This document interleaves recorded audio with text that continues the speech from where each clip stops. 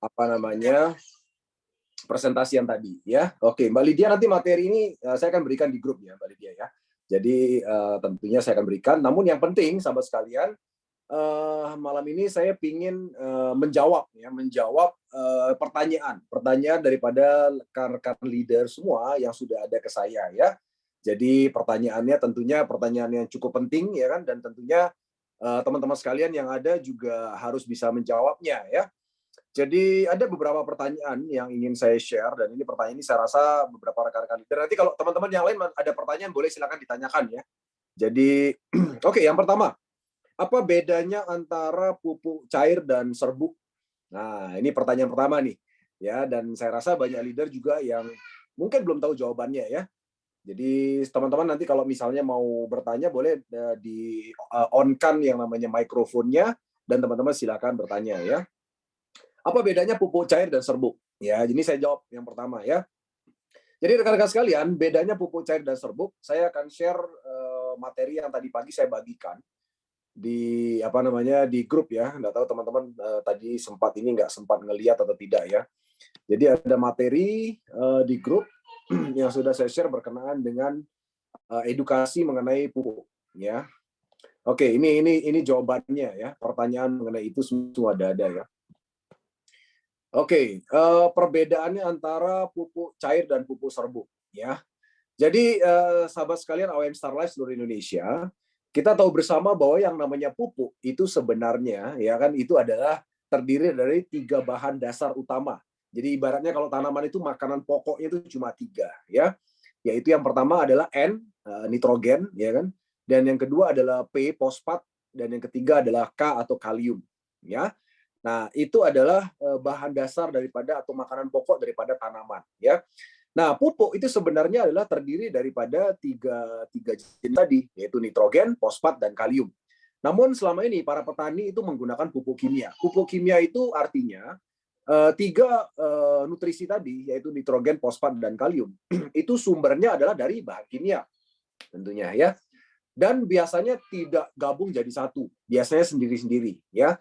Biasanya kalau nitrogen itu bentuknya adalah urea gitu ya. Kemudian kalau kalium bentuknya biasanya KCl gitu. Kemudian kalau fosfat biasanya bentuknya pupuk SP namanya ya. Itu yang kimia teman-teman sekalian ya. Nah, masalah inilah yang sekarang sedang terjadi di Indonesia ya, sahabat leader. Kenapa saya bilang masalah? Karena bahan dasar daripada pupuk kimia, yaitu bahan-bahan kimia yang saya sebutkan tadi, itu makin lama makin mahal.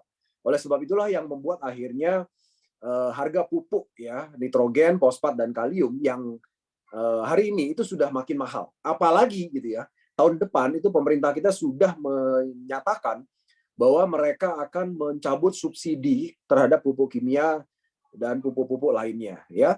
Nah, artinya apa? Artinya harganya akan jauh lebih mahal daripada harga hari ini.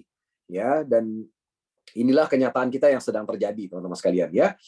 Nah, perbedaan dasar antara pupuk cair dan pupuk serbuk adalah begini.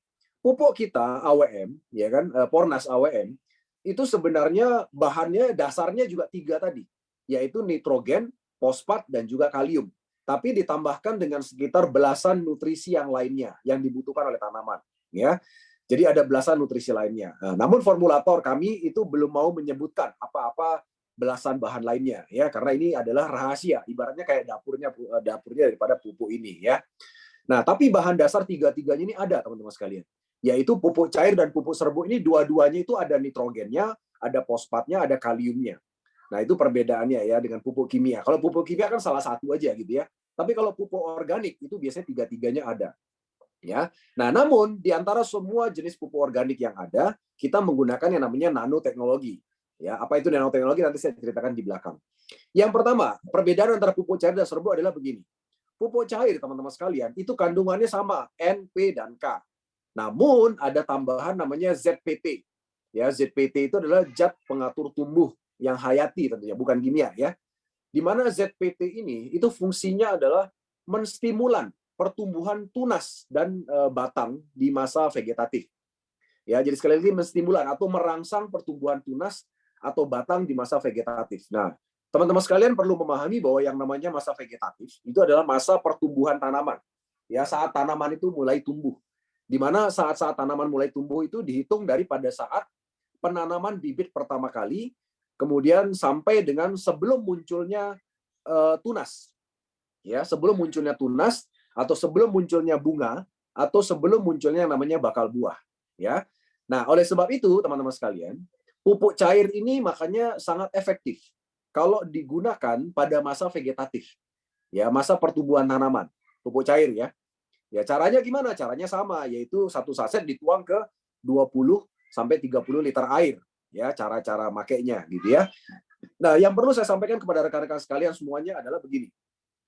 Dosis kita itu pokoknya teman-teman jangan khawatir harus pas banget. Misalnya satu saset harus 20 liter. Ya, jadi boleh lebih atau kurang-kurang dikit nggak masalah. Jadi range-nya itu adalah antara 10 sampai 30 liter. Ya, jadi seandainya sampai 10 liter pun satu saset itu boleh nggak masalah. Ya, satu saset itu boleh cair atau serbuk ya, boleh sama. Jadi satu saset cair sama serbuk itu sama-sama untuk 20 liter air. Tepatnya adalah antara 10 sampai 30 liter air. Jadi artinya kalau seandainya teman-teman misalnya tidak bisa menghitung secara detail atau pas banget 20 liter nggak masalah. Ya, pokoknya jangan sampai di bawah 10 liter ya atau di atas 30 liter. Pokoknya antara 10 sampai 30 liter pokoknya ya. Nah, itu pupuk cair ya, teman-teman sekalian ya. Nah, jadi sekali lagi pupuk cair kita itu ada tambahan ZPT yang fungsinya adalah menstimulasi pertumbuhan tunas dan batang di masa vegetatif. Nah, sementara di pupuk serbuknya nggak ada, ZPT ini nggak ada. Ya. Sementara kelebihannya pupuk serbuknya adalah dia punya kandungan kalium itu lebih banyak daripada pupuk cairnya. Jadi di pupuk cair itu juga ada kaliumnya. Sekali lagi, dalam dua pupuk kita ini, dua-duanya ada N, P, dan K. Nitrogen, fosfat, dan kalium. Ya. Nah, sementara pupuk serbuknya itu kandungan kaliumnya lebih banyak dibandingkan yang cairnya. Nah, oleh sebab itu, ya kan, pupuk serbuk itu sangat bagus digunakan untuk meningkatkan pembuahan, yaitu masa generatif. Nah, masa generatif itu adalah pada saat mulai munculnya tunas, atau mulai munculnya bunga, atau mulai munculnya bakal buah, itu disebut masa pembuahan, teman-teman sekalian. Ya. Nah, oleh sebab itu, kalau seandainya digabung akan sangat bagus sekali. Ya, tapi kalau seandainya misalnya cair tok gimana Pak? Nggak masalah sebenarnya. Tapi akan lebih bagus lagi kalau digabung. Ya, jadi masa pertumbuhan atau vegetatif pakai cair, kemudian masa pembuahan atau generatif pakai yang serbuk. Itu akan jauh lebih optimal hasilnya teman-teman sekalian ya. Nah, lalu yang serbuk caranya gimana? Yang serbuk sama teman-teman sekalian. Caranya sama-sama satu saset itu dituang di 10 sampai 30 liter air. Ya, diaduk gitu ya, diaduk. Jadi sama pakai airnya, kemudian disemprot. Ya, disemprot atau bisa juga ditabur. Ya, ditabur juga bisa. Tapi sebenarnya kalau pupuk serbuk diperlakukan seperti pupuk cair juga nggak masalah, sama aja. Ya, perlakuannya sama, ya. Nah, itu pertanyaan jawaban yang pertama berkenaan dengan pupuk cair dan pupuk serbuk, ya. Oke, kemudian teman-teman sekalian, jadi perpaduan keduanya itu akan membuat yang namanya hasil panen akan lebih maksimal, ya. Jadi karena penggunaan kedua-duanya, ya. Oke, itu pertanyaan yang pertama, ya. Oke, sampai di sini ada pertanyaan dulu nggak? Silakan, saya lihat dulu pertanyaannya. Kalau ada yang bertanya, ya. Oke, kemudian ini ada pertanyaan, ya. Oke, Sahir Taklar. Untuk membantu pemasaran pupuk ini, kami membutuhkan testimoni keunggulan yang dibandingkan pupuk lain yang saat ini sangat banyak. Betul, Pak Sahir. Sebenarnya kami sudah punya banyak sekali kesaksiannya. Mohon ditunggu. Kami lagi kumpulin, Pak Sahir, ya.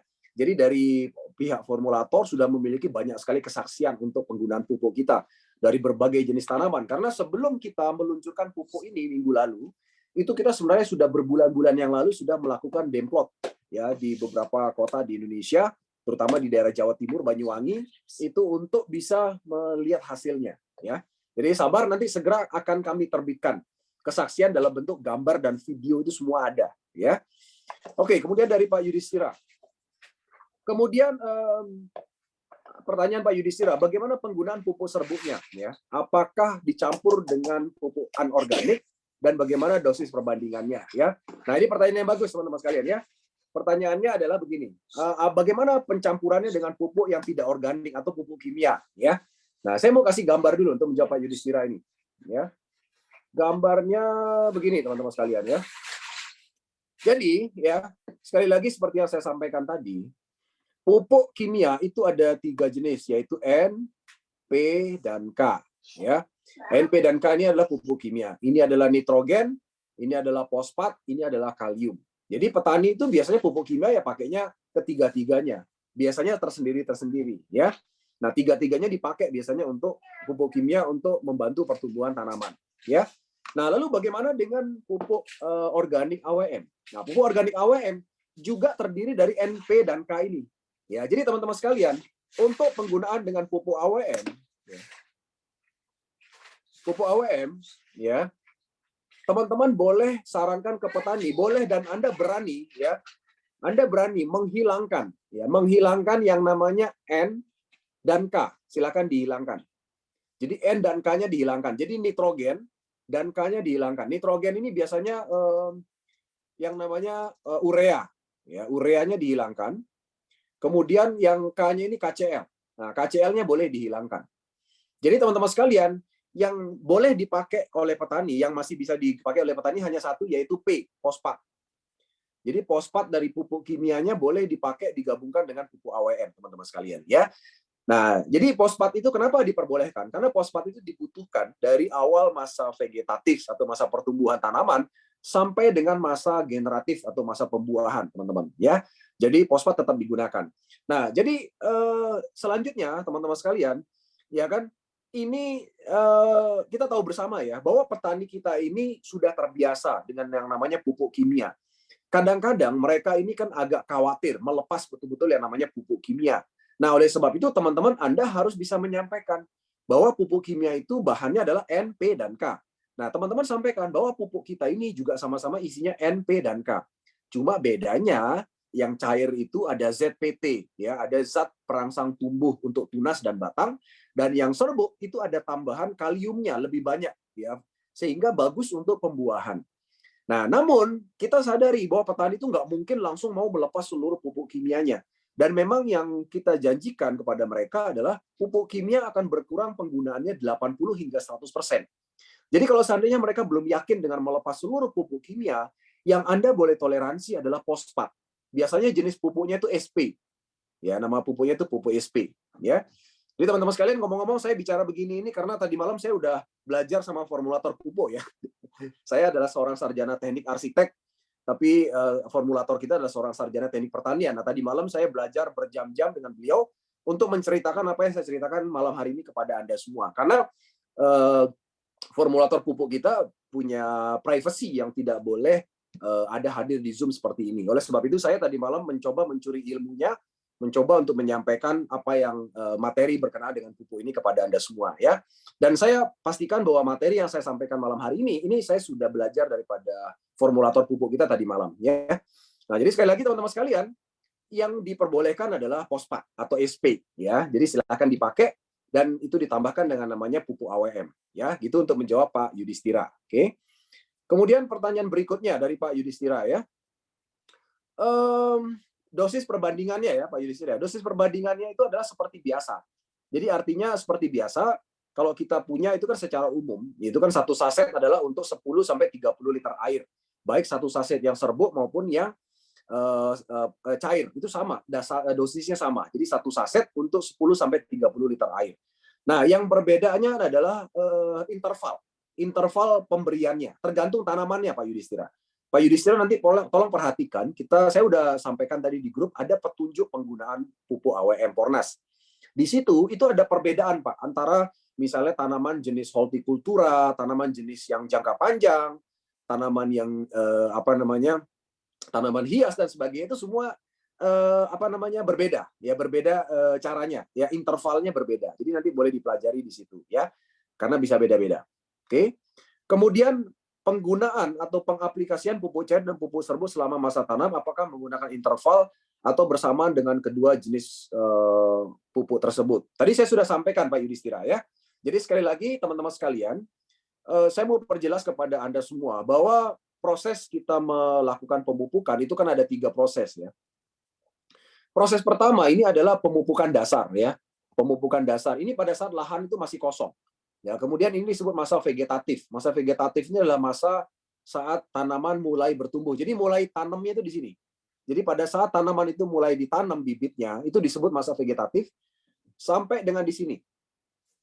Ya, di sini ini pada saat sebelum munculnya tunas baru atau sebelum munculnya batang baru, atau sebelum munculnya bunga, atau sebelum munculnya bakal buah.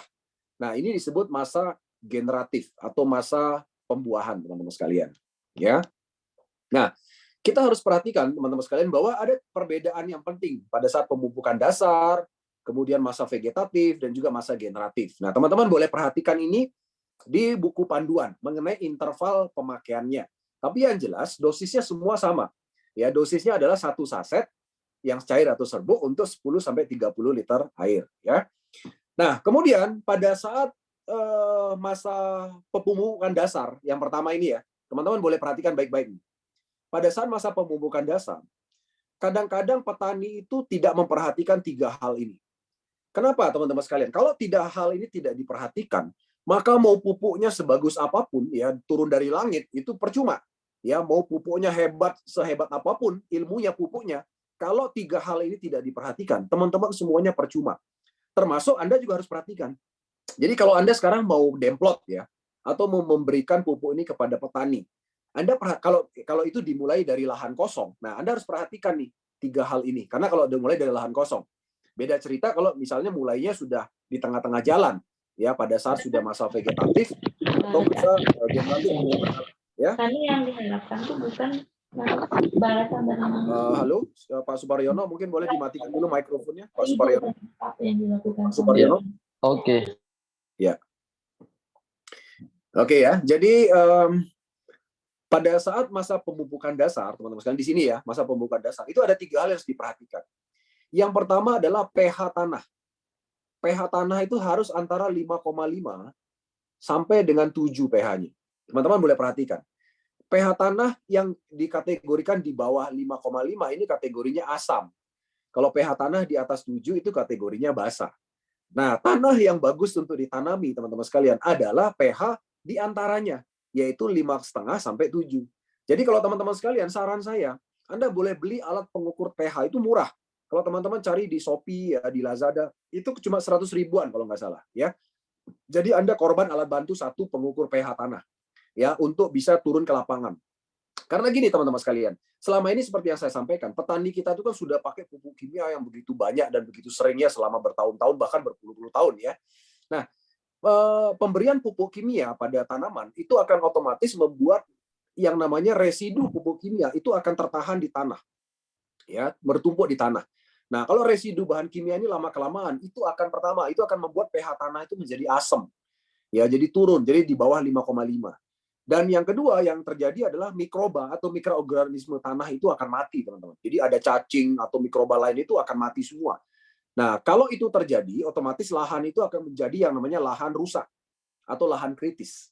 Ya, jadi kalau sudah pH tanah di bawah 5,5, teman-teman sekalian, itu jangan coba-coba untuk mulai ditanemin apapun. Mau pakai pupuknya dari langit pun itu percuma. Ya, mau pakai pupuk AWM juga percuma semua, ya. Kalau pH-nya di bawah 5,5. Nah, lalu apa yang Anda harus lakukan kalau misalnya ketemu misalnya yang namanya tanah yang tiba-tiba pH-nya itu di bawah 5,5 atau di atas 7 basah, ya sangat basah gitu ya. Apa yang harus Anda lakukan? Ya, yang harus Anda lakukan adalah menaikkan pH. Jadi pH-nya harus dinaikin. Nah, menaikkan pH itu pertama, itu dikasih kapur gamping. Ya, kapur gamping. Jadi di tanahnya itu disebarin yang namanya kapur gamping. Nah, hanya saja kapur gamping yang dibutuhkan tuh sangat besar, teman-teman sekalian, sangat banyak. 1 hektar lahan, ya kan, itu untuk menaikkan pH 1 digit saja, 1 digit pH, untuk 1 hektar lahan itu butuh sekitar 2 ton kapur. Bayangin aja, nggak mungkin petani mau nih, untuk 1 hektar lahan, dia harus menyebar kapur 2 ton untuk meningkatkan pH tanah. Atau bisa juga diberikan humus, atau humik asid namanya, atau bisa juga diinjeksikan yang namanya mikroba. Itu 3 pilihannya. Tapi pilihan yang paling gampang dan murah adalah kapur. Ya, kapur damping atau dolomit. Ya, tapi Anda bisa lihat 1 hektar butuh 2 ton. Waduh, itu berapa truk, teman-teman ya. Jadi betapa ribetnya untuk menaikkan pH. Nah, jadi sekali lagi, kalau seandainya ini Anda temui di lapangan, yang pertama pH tanahnya ternyata asam atau basah, ya Anda tidak ada pilihan lain. Anda harus mundur teratur kalau pH tanahnya begini. Karena ini sudah rusak tanahnya, sudah disebut sebagai lahan kritis. Jadi sekali lagi mau ditanemin atau pakai pupuk tingkat dewa sekalipun percuma kalau sudah pH tanahnya asam atau basah. Ya, ini poin pertama. Makanya kenapa Anda harus hati-hati juga, jangan dikibulin juga sama petani gitu ya. ternyata tanah yang sudah lama lahan kritis karena dia dengar presentasi Anda mengenai pupuk ini hebat luar biasa, dia tes Anda gitu ya. Coba nih, pupuk nih di sini bisa nggak? Ya kan? Ya percuma Anda mau ngabisin pupuk berton-ton pun ya kalau pH-nya masih asam teman-teman percuma semuanya ya. Jadi jangan sampai Anda dikibulin juga gitu sama petani ya. Nah, itu yang pertama ya, berkenaan dengan pH ya, pH tanah. Nah, hal kedua yang harus diperhatikan pada saat mulai yang namanya pemupukan dasar ya adalah yang namanya ini cara mengolah ya, cara mengolah tanahnya, cara mengolah tanah. Jadi olah tanah itu harus benar ya, olah tanah harus benar. Nah, nanti saya bahas di slide berikutnya, di lembar berikutnya ya. Saya mau bahas yang ketiga dulu. Yang ketiga dulu adalah pengairan. Ya, pengairan lahan itu juga harus sedang-sedang saja. Jadi teman-teman sekalian perhatikan aja, jangan sampai Anda mulai kasih demplot atau mulai menanam di tanah yang pengairannya berlebih, atau airnya berlebih, atau airnya kekeringan. Jangan sampai. Jadi sedang-sedang saja. Ya, Anda tahulah yang sedang-sedang saja itu yang nggak terlalu berlumpur, nggak terlalu banyak air gitu ya, dan juga tidak terlalu kering. Ya, itu Anda harus perhatikan pada saat mulai yang namanya pemupukan dasar lahan. Ya, pemupukan dasar ya. Nah, terus yang kedua yang saya akan bahas adalah pengolahan tanah. Pengolahan tanah ini juga penting, teman-teman sekalian. Kenapa saya bilang pengolahan tanah penting? Karena seringkali petani itu salahnya di sini. Ya, saya mau kasih sebuah gambar dulu buat Anda. Ya, ini misalnya adalah tanah nih, ya, ini tanah ya. Ini tanah. Kemudian tanah ini pada awalnya begini nih. Nah, ini tanah ini begini pada awalnya ya. Ini tanah ini begini. Kemudian ini ditanamin, ya, ditanamin sesuatu, misalnya cabai atau apa deh gitu ya. Nah, ditanamin sesuatu. Oke. Ditanamin sesuatu. Oke. Nah, kemudian dia panen, cabainya panen dan sebagainya. Ini cabai udah panen dan sebagainya ya. Nah, kemudian pada saat yang namanya apa namanya penanaman berikutnya ya kan, atau mau panen berikutnya, ini kan sudah dipanen ceritanya ya, sudah dipanen. Nah, kemudian pada saat penggunaan lahan ini berikutnya, maka petani itu mengolah dengan cara yang salah. Sorry, saya hapus nih, sorry. Jadi mengolahnya dengan cara yang salah ya. Jadi tanah itu begini ya kan, kemudian ini tadi awalnya kan sudah ditanamin ya, kemudian sudah panen, kemudian mau ditanamin lagi misalnya tanaman lain nih, contohnya mau ditanamin tanaman lain misalnya ya. Berarti kan ketika mau ditanamin tanaman lain, maka cabenya ini diambil misalnya. Diambil, nah kemudian tanahnya dibajak kan. Nah, cara bajaknya adalah begini. Jadi ini dicangkul, ya, ini dicangkul di bagian sisi. Di bagian sisi ini dicangkul, ya. Kemudian bagian ini dituang, set, dibajak, ditaruh di atasnya, ditimpa di atasnya, ditimpa di atas tanah ini. Ya. Kemudian demikian juga yang bagian sini. Ya, bagian sini dicangkul, jadi bagian tanah yang ini ditimpa ke atas. Ya, numpuk di atasnya ini. Ya. Jadi ini kan namanya pembajakan, teman-teman. Pembajakan itu kan dicangkul kemudian ditaruh di atas. Jadi kayak digulung-gulung tanahnya gitu. Nah, tapi kalau teman-teman perhatikan, bagian yang ini bagian yang warna biru ini ya. Yang warna biru ini tidak berpindah. Jadi petani itu cuma nyangkul pinggir-pinggirnya tok. Jadi yang warna birunya ini nggak pindah. Nah, padahal sebelumnya itu tanah mungkin atau tanaman itu sudah sebelumnya dikasih yang namanya pupuk kimia. Sehingga residu kimia itu berkumpul di bagian yang warna biru, ya. Kemudian mulai dah ditanemin di sini nih. Ditanemin di sini kan? Nah, ditanemin di sini misalnya. Terserah apa deh, tanemin apapun. Nah, tanaman itu kan punya akar, teman-teman ya. Nah, pada saat mungkin usianya masih baru-baru mulai masa pertumbuhan, bagus ya pada saat akarnya masih di sini, ya. Tapi ketika akarnya menyentuh bagian yang biru, itu kena bagian yang keras, bagian yang residu kimia bertumpul. Pada saat dia kena bagian akarnya, bagian yang keras atau bagian residu kimia, yang pada awalnya tanamannya kelihatannya bagus, tiba-tiba karena dia kena bagian residu, akhirnya apa yang terjadi teman-teman? Akhirnya cabai itu misalnya cabainya mulai keriting, ya kan, mulai rontok, ya kan, mulai menguning dan mulai akhirnya tiba-tiba mati teman-teman sekalian. Ya, jadi karena hal yang sepele, karena petani mengolah lahannya salah. Jadi mereka tidak mencangkul atau membajak dengan baik. Ya, ini adalah hal yang perlu diperhatikan. Ya, jadi sekali lagi teman-teman sekalian, pada saat Anda mulai melakukan namanya demplot ya, atau memberikan petani untuk mulai melakukan yang namanya penanaman, perhatikan satu pH tadi ya, perhatikan ya. pH tanah pastikan antara 5,5 sampai dengan 7. Kalau pH tanah itu di bawah 5,5 itu asam, jangan coba-coba menanam, percuma. Atau kalau pH-nya di atas 7 juga percuma, terlalu basah. Ya, yang kedua, perhatikan yang namanya pengairan lahan. Jadi pengairan lahan itu pastikan lahan itu tidak terlalu basah, tidak terlalu banjir maksudnya. Ya, sedang-sedang saja pokoknya yang bagus ya. Dan yang ketiga, ajak petani untuk mengolah lahan dengan benar. Kasih gambar yang tadi saya sampaikan.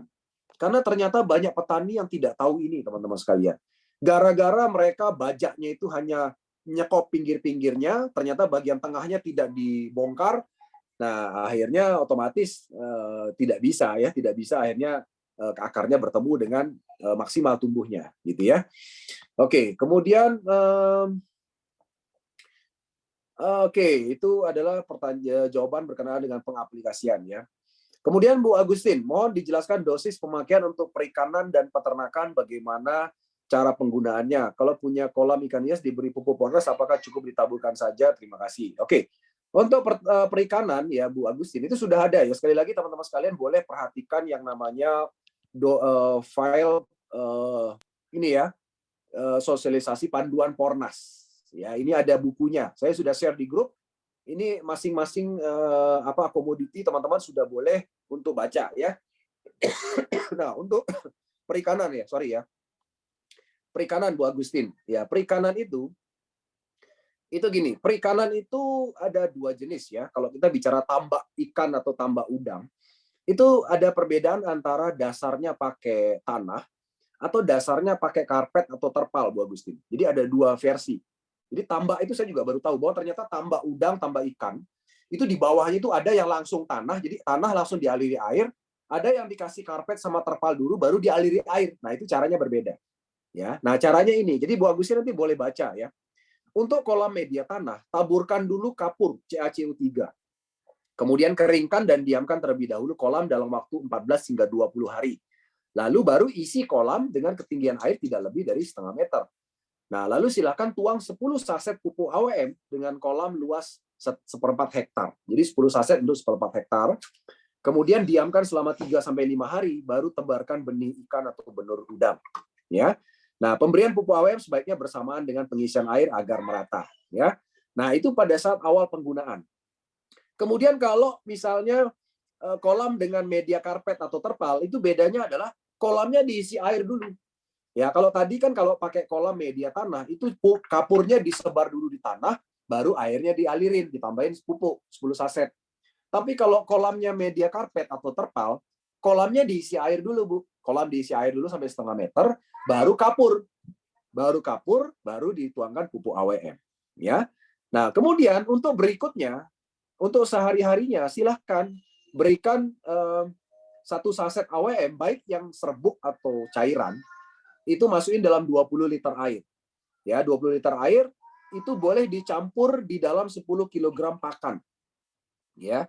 Jadi dicampur dalam 10 kg pakan ikan atau udang. Jadi airnya dicampur, diaduk, baru kemudian diamkan 1 malam, baru pakan itu siap diberikan keesokan harinya. Ya, itu caranya. Ya, pokoknya setiap pemberian makanan ya dilakukan hal itu, Bu Agustin. Ya, setiap pemberian makanan daripada ikan atau udang. Ya. Ini caranya untuk yang ini ya, perikanan. Oke, jadi sekali lagi silakan teman-teman baca di situ, semua sebenarnya sangat jelas ya. Kemudian pertanyaan berikutnya ya. Oke, adakah kemasan kalau kelebihan, apakah kemasan Pornas AWM ada 2? Kalau kelebihan dosis dapat menyebabkan tanaman layu. Jadi gini Pak Silvanus Kampun ya. Kemasan kita memang awalnya yang kuning itu ya. Awalnya yang kuning itu. Kemudian kita ubah menjadi yang warna putih ya, dan warna putih itu ada 2 jenis, yaitu serbuk dan juga cairan ya. Dan Pak Silvanus tidak perlu khawatir dosisnya berlebihan. Yang penting adalah 1 saset pokoknya untuk 10-30 liter air. Tidak boleh lebih pekat daripada 10 liter. Jadi jangan sampai aja 1 saset untuk 5 liter misalnya. Nah, itu berlebihan dosis namanya. Pokoknya range-nya itu antara 10-30 liter Pak Silvanus ya. Kemudian Pak Suparyono, bisakah pupuk AWM Pornas dipakaikan ke hewan? Bisa, Pak. Ya, jawabannya bisa. Jadi sekali lagi sudah ada di panduannya Pak Suparyono ya. Saya berikan lagi ke Pak Suparyono. Bisa diberikan kepada hewan. Nah, ini contohnya, Pak. Jadi bisa diberikan kepada hewan seperti ayam, bebek, sapi, kambing, babi, kuda, dan sebagainya. Ya. Nah, jadi gini, teman-teman sekalian, perhatikan ya, untuk ternak ayam dan bebek, ini satu sasetnya agak berbeda. Kalau secara umum kan teman-teman boleh lihat tadi kan satu saset pupuk kita itu rata-rata untuk 10 sampai 30 liter air ya. Tapi khusus untuk peternakan ayam dan bebek itu satu sasetnya untuk 200 liter air ya, teman-teman ya. Jadi sekali lagi satu sasetnya untuk bebek ayam itu 200 liter air. Jadi dia lebih apa namanya lebih cair gitu ya. Nah itu berikannya juga seminggu sekali aja. Diberikan sebagai pengganti air minum ya. Nah logikanya gimana Pak? Kok bisa pupuk AWM ini bisa untuk hewan? Logikanya gini teman-teman sekalian. Pupuk organik kita AWM dengan nanoteknologi itu fungsinya adalah untuk menstimulasi pertumbuhan bakteri baik dalam tubuh hewan. Sama kayak manusia. Manusia seperti kita itu punya yang namanya bakteri baik, teman-teman sekalian. Di mana bakteri baik itu fungsinya adalah untuk ya kan membantu ya kan bakteri itu atau proses regenerasi atau proses kehidupan yang ada dalam sel kita ya kan untuk menyiapkan antibodinya sendiri ketika ada hama atau penyakit ya kan atau bahkan untuk proses pertumbuhan. Ya, jadi yang namanya bakteri baik itu diperlukan juga dalam tubuh kita gitu kan. Nah, jadi itu kenapa makanya pupuk Pornas ini bisa dipakai untuk hewan karena dia bisa menstimulasi bakteri baik yang ada dalam tubuh hewan agar tubuh hewan itu bisa menghasilkan antibodi yang bisa melawan penyakit itu dari antibodi dia sendiri atau bahkan juga untuk meningkatkan pertumbuhan daripada hewan itu sendiri ya. Nah, kemudian untuk ternak sapi, kambing, babi dan kuda, teman-teman harus perhatikan. Kalau makanan mereka ini makanan fermentasi itu maksudnya yang sudah diolah, misalnya makanan fermentasi itu kayak bekatul, ampas tahu ya kan atau yang lainnya. Nah, kalau makanan sapi, kambing, babi, kuda itu adalah makanan fermentasi, maka satu sasetnya itu untuk 200 liter air sebagai pengganti air minum. Namun, kalau ternaknya itu makanannya rumput, teman-teman boleh perhatikan baik-baik. Kalau makanannya rumput, maka berikan setengah saset untuk 20 liter air, diberikan sebagai minuman setiap harinya. Ya, jadi ada perbedaan tergantung jenis tanaman makanan ternak itu apa dulu. Kalau dia makanannya sudah difermentasi, dia lebih cair penggunaan pupuknya. Kalau makanannya rumput, itu dia lebih padat ya, lebih konsentrasinya lebih tinggi ya. Itu ya Pak Supriyono ya. Nanti bisa lihat di panduan penggunaan pupuk Pornas ya. Oke, kemudian selanjutnya ya. Pak Ahmad, persiapan lahan sebelum penanaman sebaiknya pakai cair atau serbuk? Pakai cair, Pak Ustadz Ahmad. Ya, jadi untuk dari awal itu pakai cair. Ya, sampai masa vegetatif itu pakai cair, itu lebih bagus. Nanti begitu tunasnya mulai tumbuh, kemudian bunganya mulai muncul atau bakal buahnya mulai muncul baru pakai yang serbuk, ya. Nah, serbuknya diapain? Terserah. Serbuknya boleh disebar di lahan di tanahnya atau dicampurin di air juga boleh diaduk-aduk sama satu saset untuk 10 sampai 30 liter air, ya.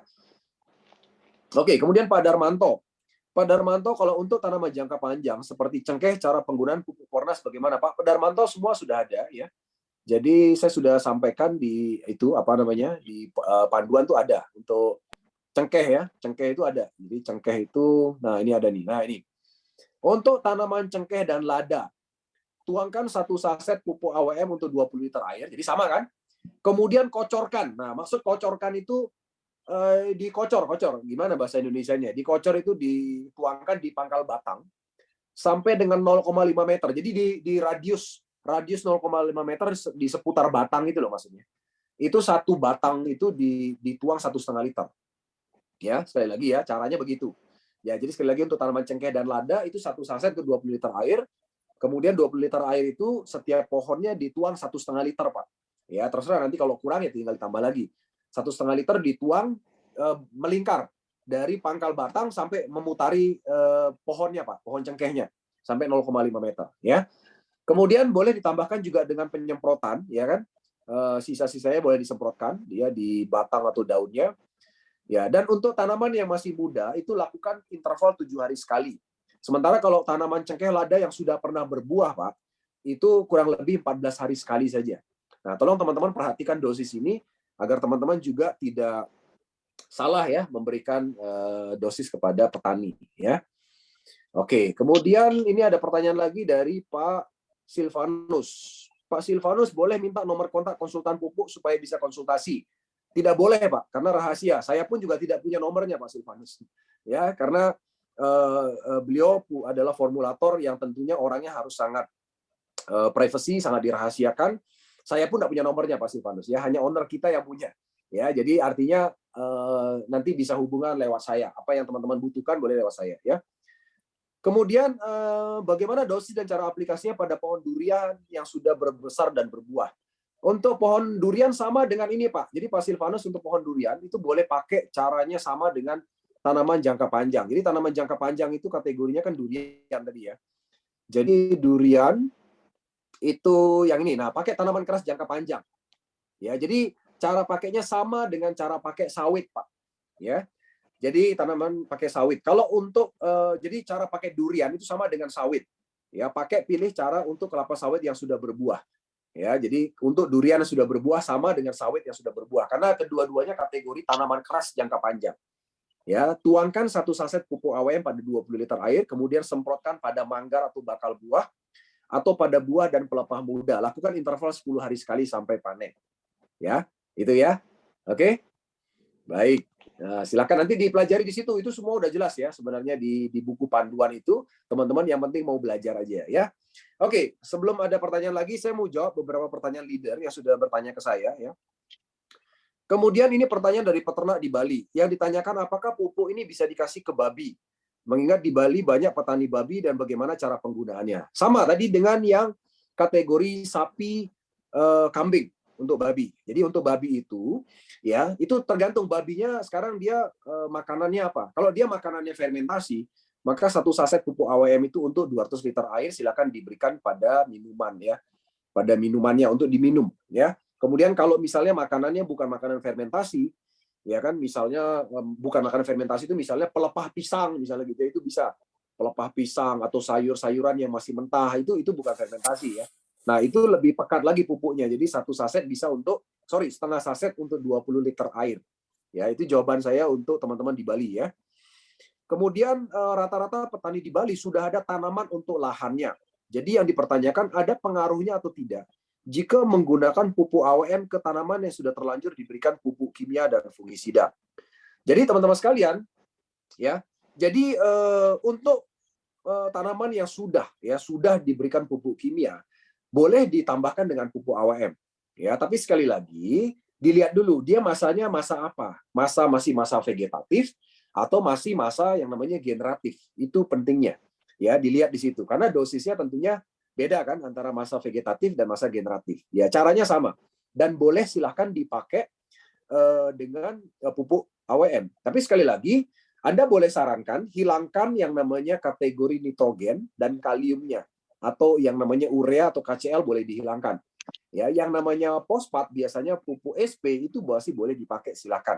Ya, tujuan kita kan mengajak petani memakai pupuk kimia ini, pupuk AWM, itu agar mereka itu kan mau mengurangi yang namanya mengurangi yang namanya pupuk kimia. Ya, bahkan kalau bisa lepas sama sekali. Karena pupuk kimia itu satu mahal, yang kedua susah dicari teman-teman sekalian ya. Nah, oleh sebab itulah makanya kita membantu mereka untuk memenuhi kebutuhan pupuk dan kebutuhan untuk kualitas panen dan hasil panen, tapi dengan biaya murah. Ya. Kemudian ini ada pertanyaan lagi ya, apakah ini kayak pupuk paten? Ya, saya nggak tahu pupuk paten bagaimana ya, Pak Gozali ya. Jadi saya belum tahu, tapi yang jelas kita punya literatur sendiri berkenaan dengan ini ya. Kemudian sebagian besar petani, ini ada pertanyaan lagi dari para leader ya. Sebagian besar petani sudah pernah ditawari pupuk sejenis atau organik. Jadi mereka masih ragu untuk percaya dikarenakan setelah pemakaian beberapa bulan kemudian malah tanamannya mengering dan sampai ada yang mati.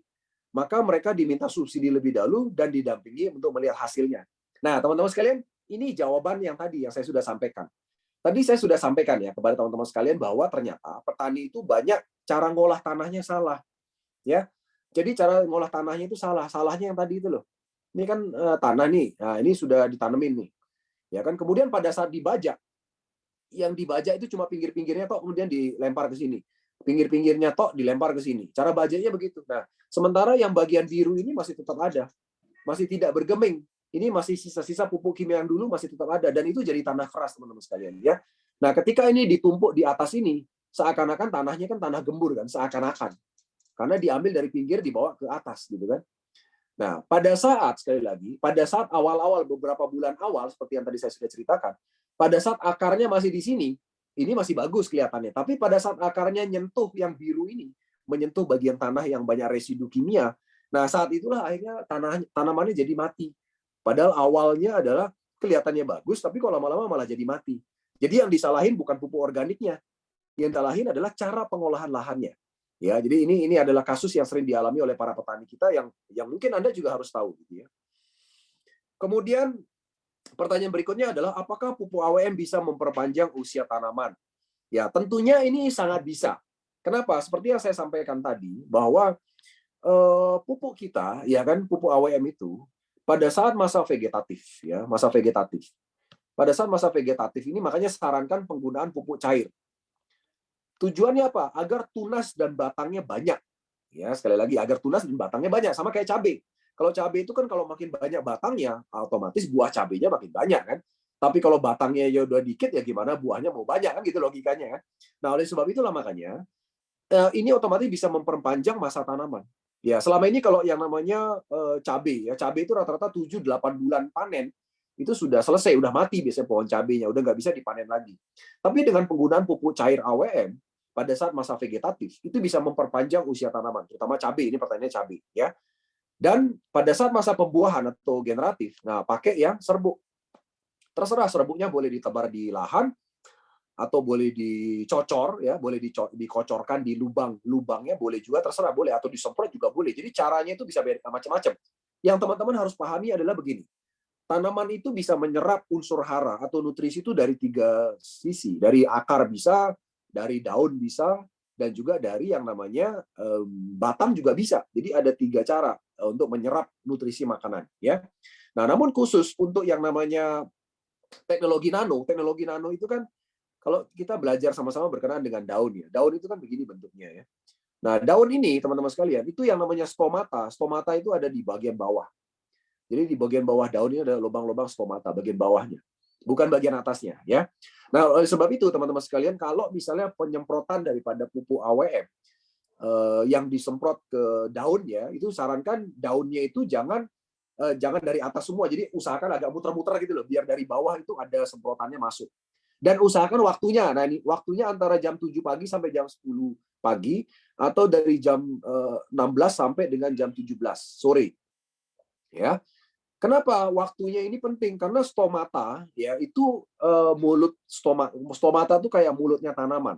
Stomata tanaman itu terbuka di jam-jam ini teman-teman. Jadi dari jam 7 pagi sampai jam 10 dan dari jam 4 sore sampai jam 5 sore. Ya, jadi makanya kenapa kalau teman-teman sekalian menyemprotnya di luar jam ini itu percuma. Ya. Jadi nanti petaninya bilang percuma nih pupuknya udah disemprot, ternyata petaninya saking kerajinan jam 5 pagi udah nyemprot lahannya. Ya kan? Atau mungkin karena bangunnya kesiangan mau jam 11 malam baru semprot. Nah, ini bahaya juga nih teman-teman kalau terjadi begitu ya. Atau misalnya paginya dia nggak sempat, sorenya jangan lewat dari maghrib ya, karena jam 17 itu mulut stomata tuh udah tutup teman-teman. Ya, lewat jam 17 udah nutup. Jadi percuma Anda mau semprot mau sebanyak-banyaknya juga percuma. Ya, jadi perhatikan juga ini teman-teman sekalian. Anda juga harus tahu ini waktu semprot ya. Jadi bukan hanya sekedar persiapan lahan, tapi waktu semprotnya juga Anda harus perhatikan gitu. Karena kalau waktu semprotnya di luar jam ini, percuma teman-teman sekalian ya. Ini Anda harus perhatikan baik-baik ya. Kemudian pohon durian saya sudah tinggi sehingga tidak bisa disemprot ke daun atau bakal buah. Itu bisa di ini Pak, di bagian bawah Pak, di bagian pangkal batang, di bagian bawah melingkari. Jadi setengah meter keliling daripada batangnya, Pak. Ya mengelilingi batangnya. Ya kan nggak mungkin Bapak setiap pohon Bapak naik-naik ke atas, itu nggak mungkin. Jadi Bapak silakan kocorkan di bawah di tanahnya itu loh Pak. Jadi kan ada sorry ya, saya gambarin buat Pak Silvanus biar lebih jelas ya. Jadi untuk durian yang sudah gede gitu ya. Nah, ini kan tanah nih Pak ya. Kemudian ini pohonnya ini udah gede kan, pohonnya kan. Nah, anggaplah udah gede gitu kan, tinggi. Nah, dari sini ke sini ini jaraknya 0,5 meter. Dari sini ke sini 0,5 meter. Pokoknya melingkari, Pak. Nah, Bapak kocorin aja di sini, Pak. Di seputaran ini. Nah, ini dikocorin di sini sampai di sini. Dikocorin di sini, ini dikocorin di sini sampai ke sini. Keliling, Pak, diputar, Pak. Ya. Nah, itu caranya untuk pohon-pohon yang tanaman keras jangka panjang yang sudah berbuah ya seperti duren. Ini caranya, Pak. Ya, karena kan nggak mungkin Bapak naik ke atas ya. Kalau seandainya Bapak bisa naik ke atas itu lebih bagus, tapi Bapak kocorkan di bagian sini juga boleh, nggak masalah, Pak Silvanus. Ya, oke. Oke, tidak ada pertanyaan lagi. Saya akan jawab berikutnya ya. Oke, untuk jagung, apakah sudah muncul buahnya bisa dilakukan penyemprotan dengan pupuk AWM? Kalau sudah muncul buahnya, berarti kan kategorinya adalah masa pembuahan atau masa generatif. Bisa, ya. Silakan Pak, itu bisa. Jadi sudah muncul buahnya nggak masalah, tinggal disemprot aja. Ya, disemprot di bagian daunnya atau di bagian buahnya pun tidak masalah, karena nutrisi yang dikandung dalam pupuk Pornas ini teknologi nano dan tidak berbahaya ya untuk dikonsumsi karena organik, sifatnya organik. Ya, bahan-bahan itu bahan-bahan organik ya. Oke, kemudian pertanyaan berikutnya. Oke. Bagaimana cara pengaplikasian kepada setiap jenis tanaman yang sudah pernah pakai ya, padi, jagung, cabai, sawit dan seterusnya. Itu sekali lagi sudah ada di panduan teman-teman sekalian ya, di panduan penggunaan pupuk Pornas. Saya sudah berikan literaturnya, Anda tinggal mau belajar aja di situ ya. Kalau tidak ada yang tidak jelas, Anda boleh tanya saya ya. Oke, kemudian contoh aplikasi beberapa tanaman sudah demplot. Ya, ini nanti akan ada foto dan video. Kami lagi kumpulkan. Teman-teman boleh bersabar sedikit, nanti akan segera ada yang namanya video dan foto yang teman-teman bisa pakai untuk digunakan untuk bahan kesaksian di lapangan ya. Kemudian katanya bisa untuk peternakan dan perikanan ya. Tadi saya sudah sampaikan ya bahwa cara penggunaan untuk di perikanan bagaimana dan juga untuk peternakan juga bagaimana. Ya, perhatikan baik-baik tadi untuk masalah peternakan, baik ayam, kemudian bebek ya, itu satu saset untuk 200 liter.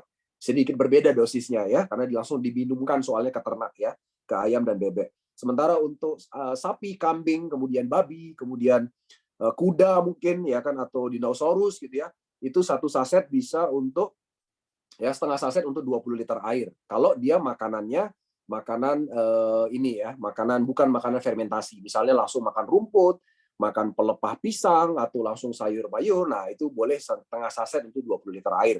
Tapi kalau makanan ternaknya itu adalah fermentasi seperti tadi ya, fermentasi bekatul atau tadi tahu yang diurap-urap gitu ya, itu kan fermentasi. Nah, itu satu saset untuk 200 liter air ya. Itu ya teman-teman ya. Oke, kemudian silakan ada pertanyaan lagi teman-teman sekalian. Saya lihat nih pertanyaan udah habis, dari pertanyaan dari para leader juga sudah habis. Jadi silakan, ada pertanyaan teman-teman? Halo. Tanya Pak. Silakan. Halo. Silakan Pak. Halo, untuk ini loh Pak, melihat kadar asam. Ini seandainya tanah luas, apakah itu satu tempat atau idealnya beberapa tempat untuk sampel melihat pH? Halo? Ya, betul. Jadi memang sebaiknya kalau mau demplot ya maksudnya Pak. Mau demplot atau mau langsung Mau praktek? lihat Pak kadar pH-nya asam atau normal, itu kan atau diambilnya sampel itu satu tempat atau beberapa tempat dalam satu tanah itu, satu bidang Ya, tanah. mungkin setiap seperempat hektar dicek Pak. Sekitar seperempat hektar dicek ya. Sekitar seperempat hektar, sekitar 250 meter persegi Pak. Oh iya, oke. Itu untuk ngecek pH Pak. Jadi karena biasanya kalau sudah seperempat hektar lebih, itu biasanya pH-nya udah berbeda Pak Nidia. Ya. Oke. Cukup Pak? Cukup? Cukup, terima kasih. Oke, sip. Terima Silakan, kasih. ada lagi? Ada lagi? Silakan. Silakan teman-teman, ada pertanyaan lagi? Tidak ada pertanyaan? Oke, ada pertanyaan? Bu Agustin, silakan Bu Agustin. Bu Agustin mau bertanya, silakan. Cukup ya? Ya, silakan Bu. Cukup. Cukup ya? Oke. Baik, teman-teman sekalian, tadi saya sudah sampaikan kepada Anda semua bahwa cara penawaran kita untuk yang namanya pupuk ini, ya pupuk Pornas, itu sedikit berbeda. Tadi teman-teman mungkin sudah mendengar presentasi saya, kita tidak ada nyebut-nyebut mengenai bonus sponsor, bonus pasangan gitu ya. kemudian bonus yang namanya bonus matching bahkan atau reward dan sebagainya. Kata-kata itu semua dihilangkan. Karena kita tahu bahwa kalangan petani mungkin punya daya tangkap yang berbeda untuk masalah hal seperti ini. Makanya kenapa tadi kata-katanya pakai yang namanya agen Pornas, submaster Pornas, dan juga yang namanya master GBC Pornas, ya. Nah, tadi saya sudah sempat sampaikan teman-teman sekalian bahwa yang namanya master GBC kita butuhnya adalah satu provinsi satu master GBC. Saat ini sudah ada master GBC di provinsi NTB dan juga provinsi Kalimantan Timur. Provinsi lain belum, ya. Jadi kalau teman-teman sekalian, Anda sekalian misalnya memegang ya kan master GBC dengan hanya 240 juta, itu dapat pupuknya sekitar 800 box, ya. Maka Anda akan mendapatkan royalti sebesar 5% dari omset yang terjadi dari agen dan juga submaster yang Anda layani dari master GBC. Jadi kalau teman-teman sekalian punya rekan-rekan di luar sana yang pengusaha ya, yang memang ingin berbisnis bersama kami, Anda boleh tawarkan menjadi pemegang provinsi ya dengan menawarkan yang namanya master GBC. Ini sebuah peluang yang luar biasa karena pupuk ini kalau sudah ada master di situ, maka seluruh pemesanan yang ada di di daerah atau provinsi tersebut itu langsung kita arahkan kepada master GBC, ya. Pemesanannya bisa langsung lewat master setempat, ya. Kemudian juga demikian juga dan namanya submaster. Submaster itu kita berikan 60 juta, dapat sekitar 200 box pupuk Pornas, ya. Dan submaster itu kami pastikan setiap satu kota atau satu kabupaten tidak ada submaster kedua dan seterusnya. Jadi hanya ada satu submaster di setiap satu kota atau kabupaten. Ya, jadi misalnya nih contoh kalau di mana ya, misalnya di Bali lah, misalnya Kabupaten Tabanan, ya udah satu Kabupaten Tabanan hanya satu orang submaster. Kita tidak akan cari lagi submaster yang lain kalau sudah ada. Jadi nanti seluruh pemesanan dari daerah Kabupaten Tabanan ya langsung mesennya lewat submaster tersebut. Ya, tentunya ini akan menguntungkan bagi Anda yang memang mengambil peluangnya lebih dulu, ya. Kemudian demikian juga yang namanya agen. Kalau agen bebas, fleksibel, boleh di mana-mana. Dan agen itu nanti kami yang akan ngatur. Jadi agen nanti akan mengambil di tempat yang terdekat tentunya, ya, kaitannya juga dengan ongkos kirim, ya. Kita cari untuk menjadi wilayah terdekat, ya. Kemudian Pak Silvanus untuk menjadi agen atau submaster wajib member AWM. Sebenarnya agen, submaster dan master itu adalah member AWM, Pak. Kalau Bapak perhatikan, agen Pornas itu kan 19.500.000. Itu kan sebenarnya paket eksekutif bisnis, Pak Silvanus. Ya, cuma kan kita nggak mungkin ngomong sama petani ini adalah paket eksekutif bisnis. Nah, kita ngomongnya adalah agen Pornas 19.500.000, ya. Dan kita berikan setiap 19.500.000 kita berikan yang harusnya produk pupuknya 65 box. Kita berikan tambahan bonus 10 box untuk demplot. Ya, yang bisa digunakan untuk demplot, bisa digunakan untuk teman-teman sekalian semuanya agar teman-teman bisa punya kesaksian daripada petani-petani yang ada di sekitar Anda. Ya, jadi secara otomatis Pak Silvanus, seluruh agen Pornas, submaster atau master itu semua otomatis adalah member, Pak, sebenarnya, ya. Nanti cara main detail teknisnya nanti saya akan sampaikan berikutnya. Ya, bagaimana caranya bermain kok bisa seandainya setiap ada belanja ulang keluar lagi bonusnya, keluar lagi poinnya, ya, kemudian setiap ada kelipatan 2 keluar lagi yang namanya bonus cashback tambahannya. Jadi kita bicara itu cashback, teman-teman, ya. Jadi bukan bonus sponsor, bukan bonus pasangan gitu kan, karena petani itu nggak ngerti nama bonus sponsor, bonus pasangan itu nggak ngerti, ya. Oke. Kemudian untuk Pak Golzar kan ya, maksudnya apa nih Pak? Diberikan keringanan untuk jadi distributor. Ya sebenarnya kita sudah bisa memberikan keringanan yang sangat spesial buat Pak Golzar ya, karena keringanannya banyak Pak. Nanti Pak Golzar bisa hubungi yang mengundang Bapak ya. Jadi tadi paket yang saya sebutkan itu adalah paket agen Pornas ya. Sebenarnya di bawah agen itu ada lagi Pak, paket yang lebih rendah itu ada di bawah agen Pornas. Ya nanti Bapak boleh tanyakan kepada pengundang Bapak ya. Jadi sebenarnya paket minimum untuk bisa memulai bisnis ini adalah di paket 1.800.000 ya, di paket premium namanya. Tapi kan kita tidak buka di sini karena terus terang seperti yang saya sampaikan tadi, yang namanya petani itu volumenya gede, pembelian pupuknya itu volumenya gede. Karena 19.500.000 itu sedikit teman-teman sekalian ya. 65 box itu sedikit ya. Oke. Pak Golzari nanti silakan hubungi yang mengundang ya kalau kalau Pak Golzari tidak ini nanti boleh hubungi saya langsung ya. Boleh kontak nomor telepon saya atau langsung hubungi pengundangnya ya. Baik, teman-teman sekalian, ada lagi pertanyaan yang lain? Silakan ya. Dan kabar gembiranya besok kita ada promo teman-teman sekalian ya. Jadi bagi para agen Pornas yang bergabung besok 19.500.000 sampai pakai eksekutif bisnis ya 19.500.000 paketnya belum keluar. Paket 19.500.000 baru keluar nanti pada tanggal 15 September. Tapi beruntungnya buat Anda yang Anda hari ini join paket eksekutif bisnis senilai 12 juta, maka nanti Anda akan di-upgrade di tanggal 15 menjadi paket 19.500.000. Itu beruntungnya Anda ya. Kalau Anda sudah join paket eksekutif bisnis 12 juta dan Anda akan dapatkan sebuah kalung pendan senilai 1,5 juta. Itu promonya dalam waktu tanggal 1 besok mulai sampai dengan tanggal 15 September ya. Jadi teman-teman bisa dapatkan promo itu khusus untuk Anda yang bergabung di paket eksekutif bisnis. Karena nanti di tanggal 15 sudah berlaku paket baru yaitu 19.500.000 ya. Oke. Baik, silakan. Ada lagi pertanyaan teman-teman sekalian? Silakan. Mr. Panca ya. Selamat malam. Di sini ada Aden, ada Satria Lombok, ada Yus Arsif, ada Dian, ada Hanifah, ada Dion, Pak Gede Suardita, Ibu Belci Papua, Pak Ketut Sudibya, Ibu Nadia, Farida, Erwin Banyuwangi, Deherian, Suparyono, Ibu Agustin, Pak Ustadz Ahmad, Ibu Siti Salmah, ya, kemudian ada Lydia Waluko. Ya, tadi Mbak Lydia ada call saya karena tadi ketemu dengan perajin tanaman hias ya, luar biasa tadi. Karena tanaman hias juga sangat bagus penggunaan pupuk kita. Ada Cynthia, ada Nengah Hafiz, ada Yedi Ratna, Pak Sutiadi, ada Sarir, ada Gito Pamungkas, Pak Yudhistira, ada Pak Salman, ada Satria Jaya, ada Pak Golzar kan ya.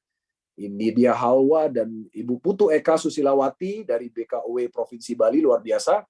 Karena beliau rencananya akan mengundang AWM untuk jadi pembicara ya, rupanya di acara di Bali berkenaan dengan pupuk ya. Kemudian iPhone siapa boleh langsung bicara? iPhone? Siap. Silakan. Ya, selamat malam Pak Jun. Ya, silakan Pak. Dengan Pak siapa?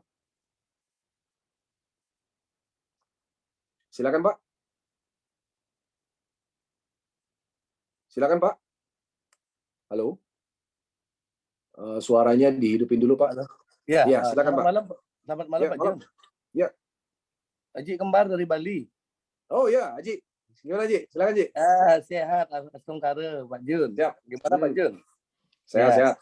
Ya, ini saya mau nyambung pertanyaan tadi, itu yang tadi dari leader Bali itu saya yang bertanya itu yang Pak Jun bacakan. Nah, ini terkait dengan untuk menjadi master GBC-nya ya. Nah, itu ada spesifikasi khusus nggak untuk tempat, bisa nggak di rumah gitu misalkan, kalau kita misalkan tidak punya toko gitu kan. Nah, istilahnya kita pakai rumah dulu untuk stok barangnya, itu bisa nggak, atau ada spesifikasi khusus untuk tempatnya? Terima kasih Pak Jun. Oke, Haji Kembar, luar biasa. Jadi kalau untuk spesifikasi tempat sih kita tidak ada khusus harus di toko atau tempat khusus Pak Haji. Jadi silakan dia mau taruh barangnya di mana aja. Yang penting adalah dia bisa melayani dengan baik para submaster atau agen yang ada di provinsi tersebut. Itu aja intinya. Ya. Mengenai, jadi gini, kan kalau pupuk ini kan bukan sesuatu yang harus kita tampilkan dengan wah gitu ya, Ji ya. Beda kalau misalnya kita jual produk kecantikan gitu ya. Kalau jual produk kecantikan kan memang harus ada display tempat yang bagus, yang representatif gitu ya. Nah, kalau pupuk ini saya rasa sih kita nggak perlu spesifikasi tempat khusus. Nanti Pak Haji bisa tanya Pak Madi Bagiarta. Pak Madi Bagiarta itu master untuk Provinsi NTB, Ji. Ya. Pak Madi Bagiarta itu tugas di Polda NTB. Beliau Inspektur 2 di Polda NTB ya. Itu di rumahnya, Ji. Jadi di rumahnya dia supply pupuk sama produk-produk yang lainnya. Beliau master untuk Provinsi NTB untuk master untuk GBC ya. Ya, Pornas dan produk yang lainnya, karena tidak hanya Pornasnya tapi produk lainnya juga bisa diambil gitu loh, ya. Oh iya. Oke, terima kasih Pak Jun. Nah, maksudnya juga mau dipertanyakan yaitu apakah khusus untuk pupuk. Nah, ternyata sudah dijawab duluan sama Pak Jun bahwa boleh produk yang lain kan begitu. Nah, bebas. Jadi misalnya dia lanjut Pak Jun. Nggak apa-apa, lanjut silakan. Oke. Ya, karena kan ada beberapa pertanyaan juga. Kalau memang hanya untuk pupuk saja, mungkin keberatan ya untuk jadi master GBC gitu. Mungkin kalau bisa dicampur dengan produk lain kan sekaligus bisa melayani order Ya. daripada member-member kita yang lain kan begitu Pak Yes, Jun, nggih? betul. Ya. Itu Oke. itu sangat fleksibel, Ji. Jadi kemarin kayak Pak Madi Bagiarta, itu fleksibel. Jadi misalnya tiba-tiba permintaan pupuknya banyak daripada permintaan Vireco. Nah, dia bisa di-switch. Jadi perusahaan sangat fleksibel. Jadi nggak harus bisa misalnya di-switch ya?